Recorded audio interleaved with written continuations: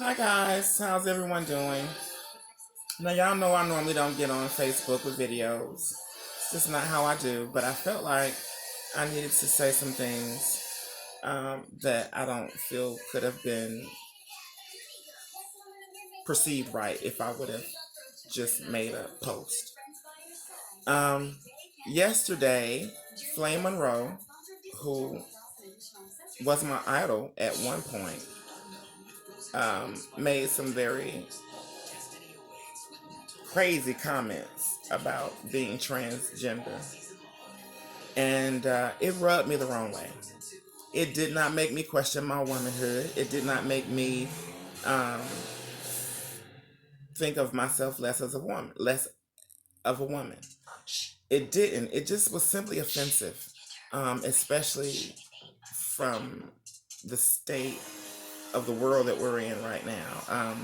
With so many trans women being killed, black trans women being killed um, out here, it was just crazy to hear someone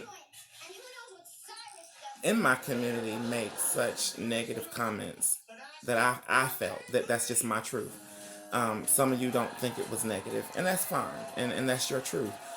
But when you have been fighting for so long to change the stereotype of how black society, and not just the black society, but just the community as a whole, even the LGBT, even the LG community, you have to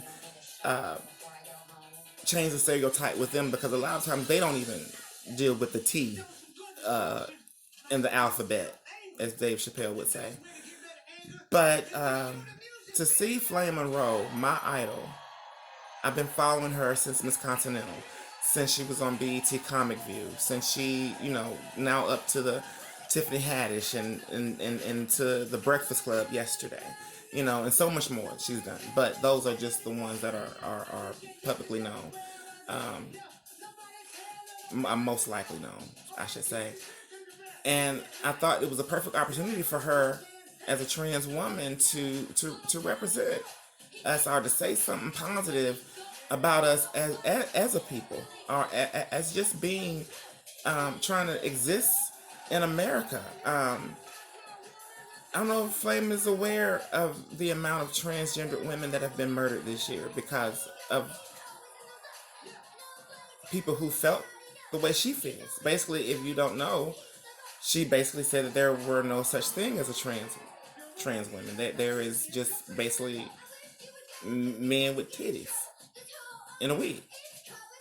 I don't wear a wig. I don't consider myself to be a man. I mean, maybe some of y'all do, but hey, that's just not my truth. And I don't really care how you view me. But what angered me so was to see my idol feed into that stereotype. And then I said to myself, it looks like she's just trying to fit in.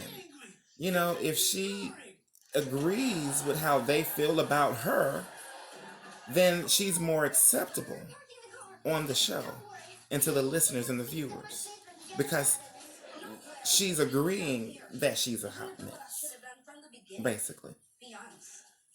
And that makes her more acceptable. Then I started to look at her as the court jester. Like, you're not funny if they're laughing at you and not laughing with you. If they can't respect me for who I am as a person and what I represent, but they can laugh at me and I'll allow them to laugh at me and I agree that the reason they're laughing at me is funny, then that's not being funny. That's not to me. So you lost a lot of cool points with me yesterday. Now, don't get me wrong. The Breakfast Club is not at fault here.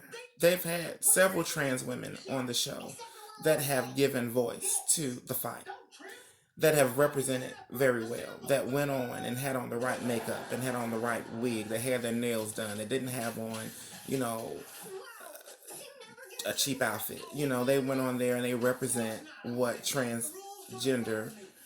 a transgender is all about. I won't name names. You can go and see there are positive trans women out here that are giving the message and spreading the message like there should be. And just because you are a comedian does not mean that you have to be the butt of the joke. And that was my truth for you. And now that might not have been my truth, your truth. That not might not have been how a lot of you saw it. But for me, that's how I saw it. And self hate is never acceptable for me. And then it made it seem like you were using your trans sexuality as your gimmick. And anybody that has to depend on a gimmick to get over definitely loses respect for me. Because that means that you're not relying on your talent. So if you're not a transgender woman because your heart called you to be, because your soul, your spirit, everything within you said that something is wrong, it don't match. I feel to the point of suicidal. This is not a gimmick. This is my life. This is my world. I need to make it match. I need to have my feelings match what I see on the outside. I need this to it's serious for me. But if you just use this as a gimmick and you're using it as a gimmick to be famous, then I can't respect it. And that's just my truth because I take this serious and so many other trans women do as well. So I'm not hating on what you said. I'm just disappointed in what you said. And that's me. I have every right to feel that way. Some of you said that how could you let another woman or another person question you as a woman or make you feel less of a woman? I'm solidified in my womanhood, you grow a backbone. It wasn't even about that. It was just about the fight that we are currently in for our very existence in this United States of America. If y'all don't see it, then you have been living and sleeping under a rock. Flame Monroe, you had the perfect opportunity to be a voice. You didn't.